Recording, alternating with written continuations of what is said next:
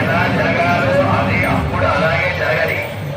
కానీ ఏక ప్రాచ్యం మమ బహుమతం జన్మ జన్మాంతరేపి ఎన్ని జన్మలెత్తినా కూడా ఈ యొక్క పాదారవిందముల యొక్క అచంచలమైనటువంటి భక్తి విశ్వాసాలు కలిగేటట్టు చేస్తే చాలు అని ఆ భగవంతుడు మనం విశేషంగా ప్రార్థించాలి. కనుక ఆ హంస వాహనం మీద ఉన్నటువంటి హంసస్సు